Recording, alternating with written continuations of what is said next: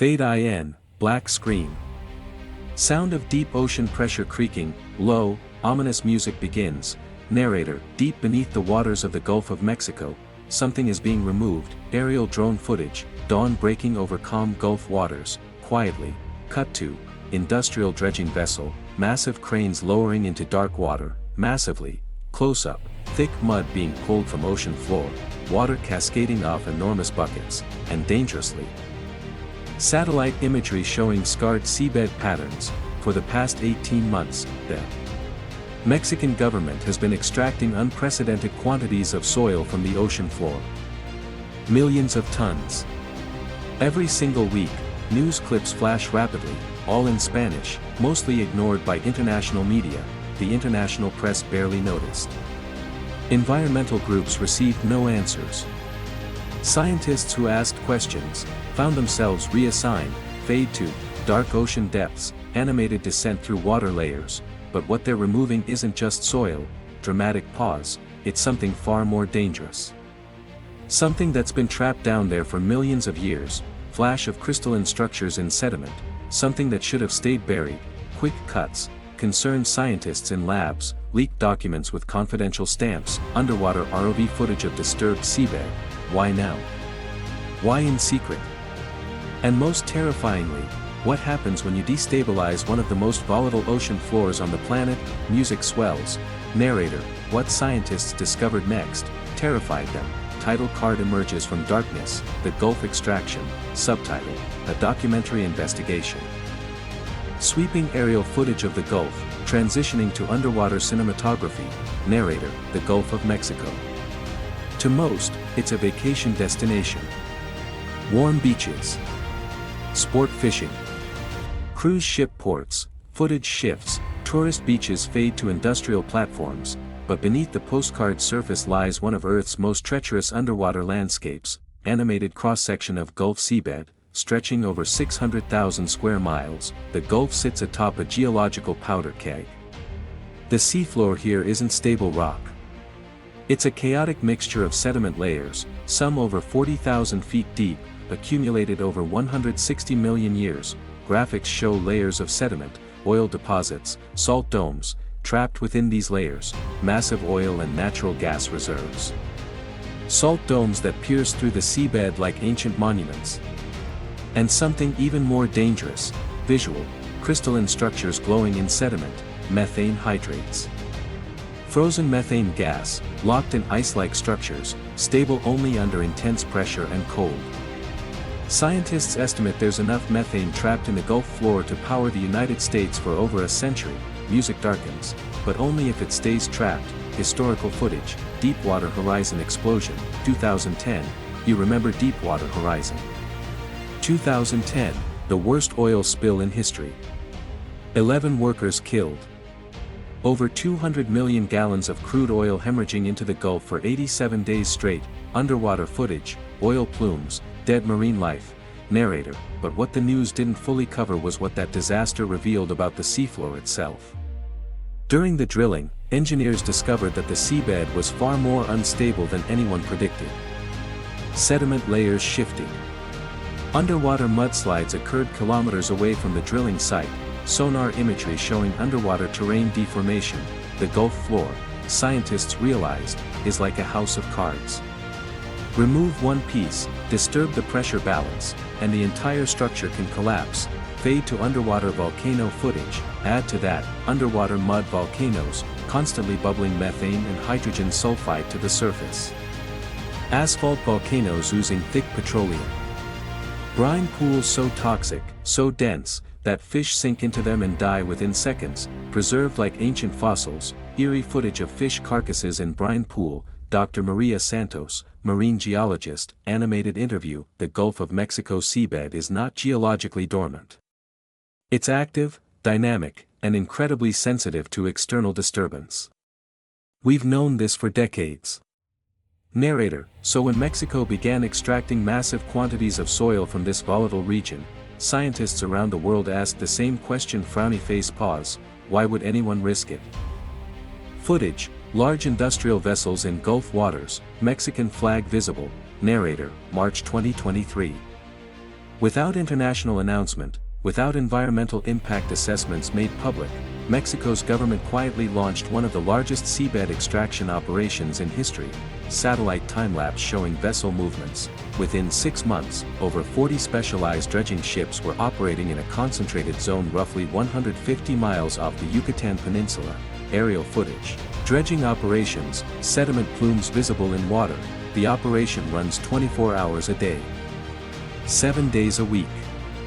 Each vessel extracts between 5,000 and 15,000 cubic meters of seabed soil daily. Calculator animation showing accumulating tonnage, that's over 50 million tons of ocean floor, removed in just 18 months, dramatic pause. To put that in perspective, that's equivalent to excavating the entire volume of the Great Pyramid of Giza, 40 times over.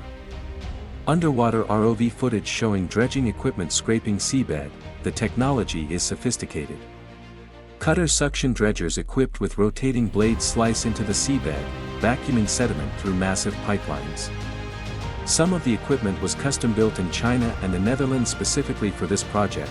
Document footage, contracts, technical specifications. The official reason? Land reclamation. Mexico claims it needs the sediment for coastal development projects, airport expansions, and infrastructure along the Gulf Coast. News clips, government officials at press conferences, speaking in Spanish with subtitles.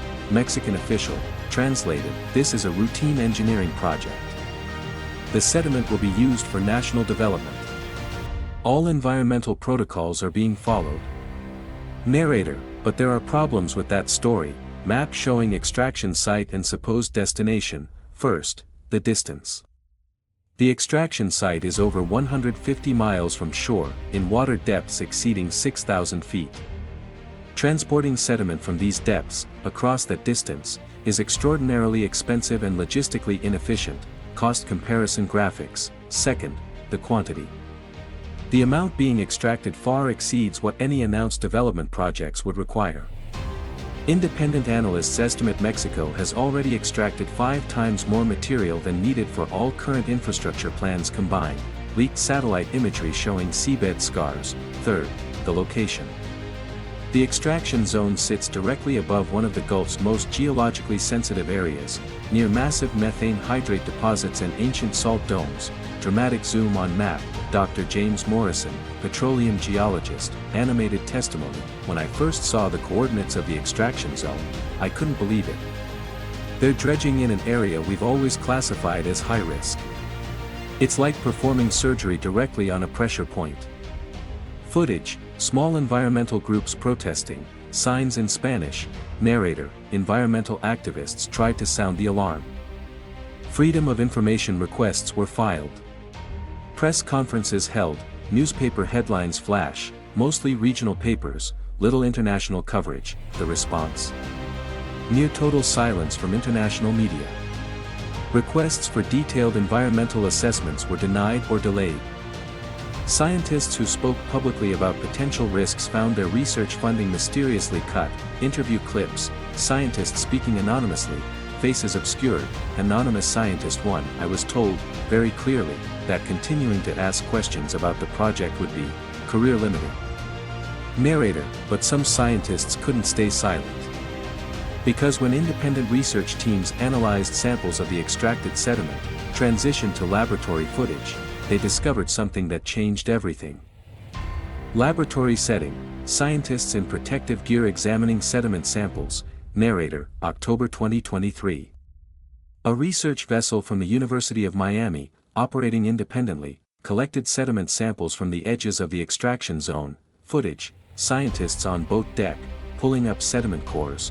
What they found in those samples would validate every fear about the project. Close-up, dark, oily sediment in sampling tubes. Dr. Elena Rodriguez, marine microbiologist. The moment we opened those cores, we knew something was wrong. The smell alone, petroleum, sulfur, something else we couldn't immediately identify. Laboratory analysis footage, samples under microscopes, spectrometry equipment. Narrator, chemical analysis revealed concentrations of polycyclic aromatic hydrocarbons, toxic compounds associated with petroleum, at levels 400 times above safe environmental thresholds. Graphics showing chemical structures, danger symbols, heavy metals, mercury, lead, cadmium. Radioactive isotopes, including thorium-232 and radium-226, likely from naturally occurring radioactive material brought up from deep geological layers, Geiger counter footage showing elevated readings, but the most alarming discovery wasn't chemical. It was biological, microscope footage, strange, ancient bacterial structures, trapped in the sediment, preserved in anoxic conditions for potentially millions of years, were bacteria species never before catalogued. Ancient microorganisms, dormant, but as samples warmed to surface temperature, time-lapse microscopy, bacteria becoming active, they began to metabolize. To reproduce. Dr. Rodriguez, we found extremophile bacteria capable of surviving without oxygen, in high-pressure environments, feeding on sulfur and methane. These organisms evolved in conditions nothing like our modern ocean. We have no idea how they'll behave in surface ecosystems. Ominous music intensifies, narrator, but the greatest danger wasn't what was being pulled up. It was what was being left behind, animated cross-section, seafloor showing extraction creating voids, every ton of sediment removed creates a void. A gap in the delicate pressure balance that keeps methane hydrate stable, scientific animation, methane hydrate crystals in sediment, methane hydrates exist in a narrow window of temperature and pressure. Too warm or too little pressure, and they destabilize. The ice-like structure breaks down, animation, hydrate crystals breaking apart, releasing gas bubbles, and the methane trapped inside, escapes, underwater footage, natural methane seeps, bubbles rising, narrator, the Gulf floor naturally releases about 60,000 tons of methane annually through small seeps and vents. It's a normal part of the ecosystem. But scientists estimate that if just 5% of the methane hydrates in the extraction zone were suddenly destabilized, calculator animation showing catastrophic release volumes, it would release over 15 million tons of methane in a matter of days. Pause for impact. Dr. Morrison, methane is a greenhouse gas 80 times more potent than carbon dioxide over a 20-year period. A release of that magnitude would be an environmental catastrophe. But it gets worse. Transition to underwater topography, narrator, because methane hydrates don't just release gas when they destabilize. They act as a cement, holding sediment layers together. Remove that cement, animation, sediment layers beginning to slide, and you risk something even more terrifying. Dramatic cut to historical footage, narrator, in 1929, an earthquake off the coast of Newfoundland triggered an underwater landslide. The Grand Banks landslide. Over 200 cubic kilometers of sediment, enough to bury Manhattan under 100 feet of mud, slid down the continental slope, archival images, broken telegraph cables, damaged coastal areas. The displacement generated a tsunami that killed 28 people across Newfoundland's south coast. Telegraph cables snapped. Entire communities destroyed, animation showing similar scenario in Gulf. Narrator, the Gulf of Mexico's seabed is far more unstable than Newfoundland's was. The sediment layers are thicker, more saturated with gas, and now, actively being removed. Sonar imagery showing current seabed deformation around extraction zone. Recent sonar surveys show the extraction has already created depressions up to 80 feet deep. Sediment from surrounding areas is slowly flowing into these voids, like sand filling a hole dug at the beach. Animation, sediment migration, pressure redistribution, but it's not filling evenly. Pressure is redistributing unpredictably. And in several locations, sonar anomaly highlighted, scientists have detected what appear to be fresh underwater cracks. Fractures in the seabed, spreading outward from the extraction zone. Close up on spreading crack lines. Dr. Santos, these fractures terrify me. They suggest the seabed is already responding to the stress. It's like watching cracks form in ice before it completely gives way. Narrator, and if it gives way, the consequences wouldn't stay underwater. Narrator, August 2024. A senior environmental engineer working on the extraction project reaches out to international journalists. She's terrified. And she has documents, footage, redacted documents, confidential stamps, whistleblower, voice disguised, animated interview. I was brought onto the project as a safety consultant. Within weeks, I realized safety wasn't actually a priority. When I raised concerns about seabed stability, I was told those assessments had already been completed. But when I asked to see them, they didn't exist.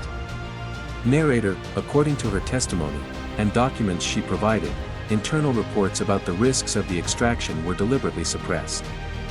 Risk assessments that showed high probability of methane destabilization were labeled preliminary and never finalized. Document footage, risk assessment drafts with "do not distribute" markings. Scientists hired to evaluate the project's safety were given incomplete geological data. Some were never shown maps indicating the proximity to methane hydrate deposits. Map comparison, official maps versus actual geological surveys. Whistleblower, it was systematic.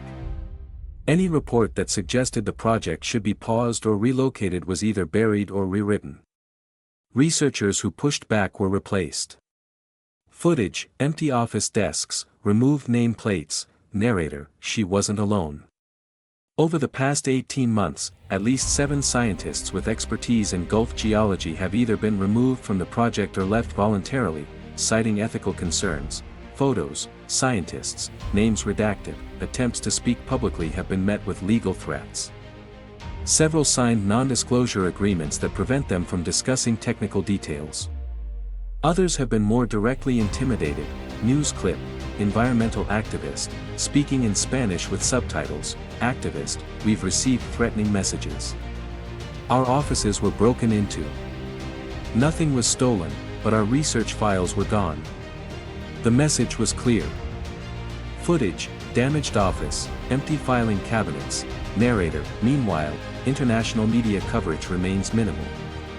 Major news organizations have largely ignored the story.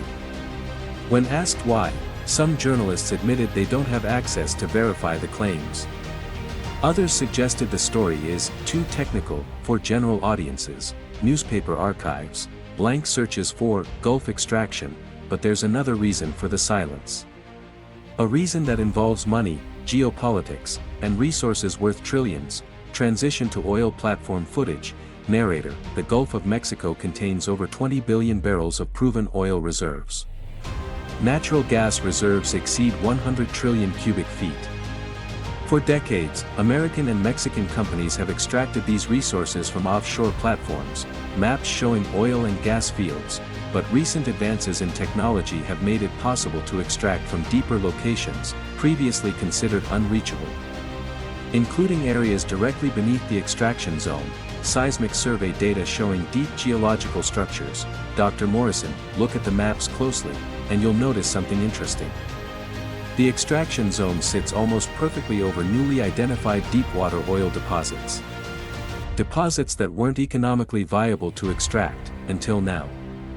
Overlay, extraction zone and oil deposit maps. Narrator, according to leaked industry communications, several major oil companies have been lobbying the Mexican government for drilling rights in exactly this area.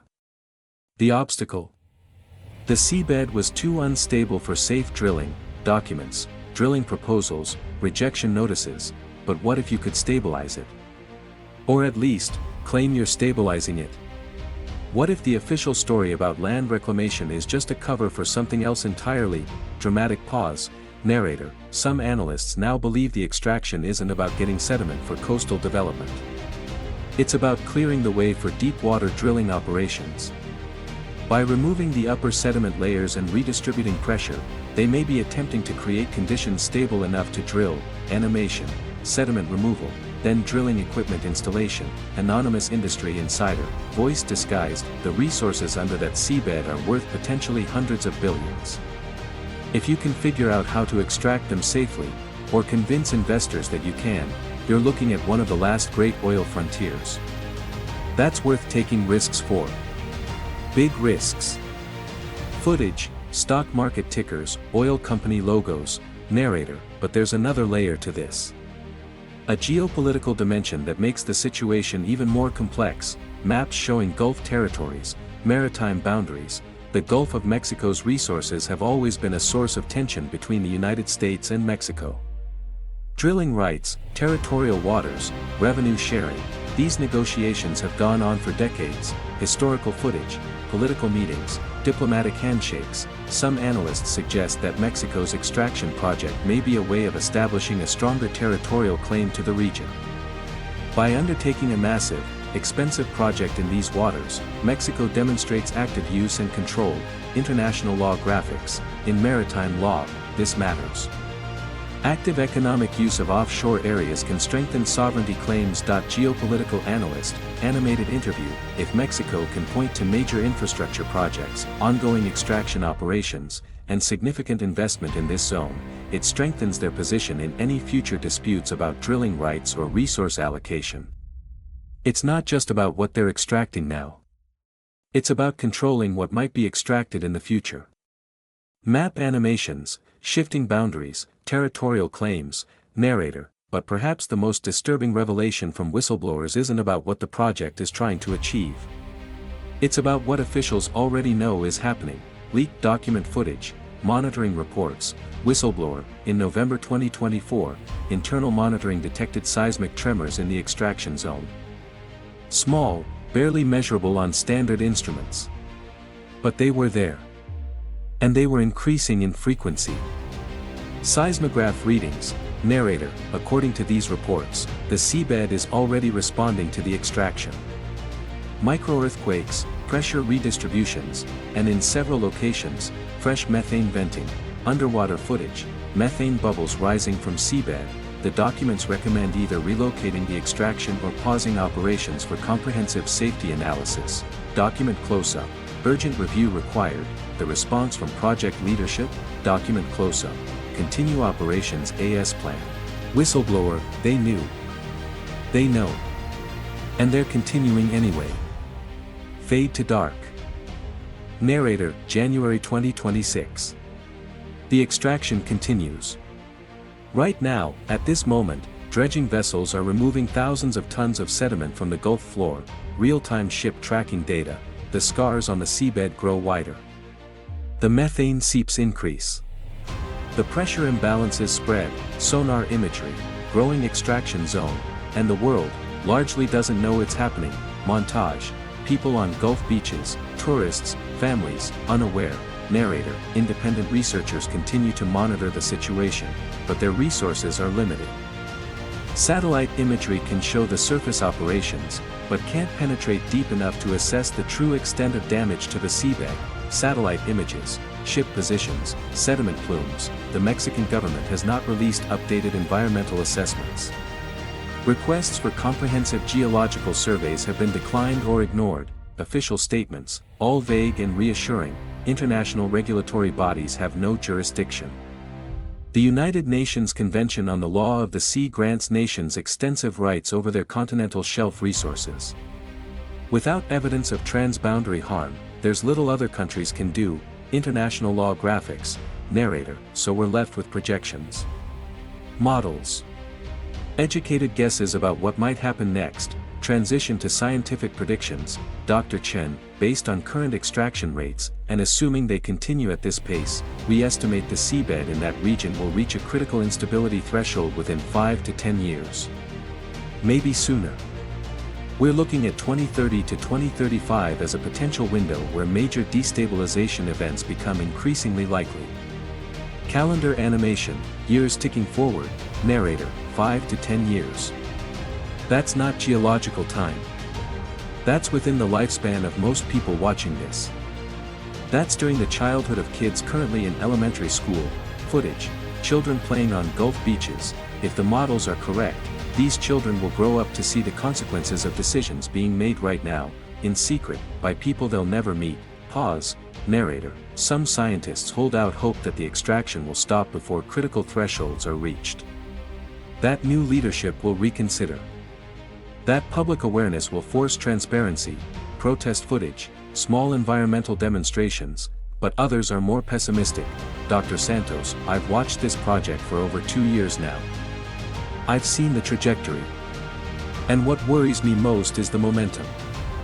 There's so much money invested, so many political reputations tied to its success, that I don't think they can stop now even if they wanted to. They're committed to seeing it through, consequences be damned. Footage, continued operations, ships working through night, narrator, and if they don't stop. If the worst-case scenarios begin to unfold, animation, progressive destabilization sequence, the first signs would likely be subtle. Increased methane venting, detectable by monitoring buoys. More frequent small seismic events. Changes in water chemistry near the extraction zone, monitoring equipment footage, then, perhaps over weeks or months, the signs would intensify. Dead zones expanding. Fish populations migrating away from the region. Unusual pressure readings from offshore platforms, progressive footage, dying marine life, anomalous readings, narrator, by the time the danger becomes obvious to the general public, it may already be too late to prevent catastrophic outcomes. Undersea landslides don't come with much warning. Massive methane releases can occur in hours, animation, sudden collapse sequence. Dr. Morrison, the terrifying thing about seabed destabilization is that it's often a threshold phenomenon. Everything seems fine, until it's not. And once it crosses that threshold, you can't put it back. The changes are irreversible on human timescales. Footage returns to peaceful Gulf coastline, sunset, narrator, so where does that leave us? The people living along these coasts. The communities that depend on these waters, footage, families, fishermen, coastal businesses, it leaves us hoping that someone, somewhere in a position of power, will choose caution over profit. Transparency over secrecy. Long-term safety over short-term gain, pause, but hope is not a strategy. Transition to call to action visuals, narrator, what can be done? Pressure can be applied. International attention can be focused. Journalists can investigate. Scientists can share their findings more widely. Citizens can demand answers from their governments about what's happening in their shared waters. Montage, news articles being written, scientists presenting data, people engaging, because this isn't just Mexico's problem. The Gulf of Mexico touches multiple nations. Its ecosystems don't respect borders. A disaster in these waters would affect millions of people across multiple countries. Map, interconnected coastlines highlighted, narrator, and disasters don't wait for us to be ready. They don't pause while we debate. They don't give second chances. Return to underwater footage, the scarred seabed, empty and dark, deep beneath the waters of the Gulf of Mexico, something is being removed. Something that held the ocean floor together. Something that kept ancient gases trapped safely below, close-up, fractured sediment, methane crystals breaking apart, and every day, with every ton extracted, we move closer to discovering what happens when you destabilize one of Earth's most dangerous seabeds. Slow fade to black. The question isn't whether there will be consequences. Pause. The question is whether we'll do something before it's too late. Final image. Gulf of Mexico from space, peaceful and blue, narrator, softer, more ominous. Because if the ocean floor collapses, image begins to darken, the disaster won't stay underwater. Complete fade to black. Final text on black screen. For updates on this story and to support independent research, follow the links in the description. Low, ominous music continues for 10 seconds, END.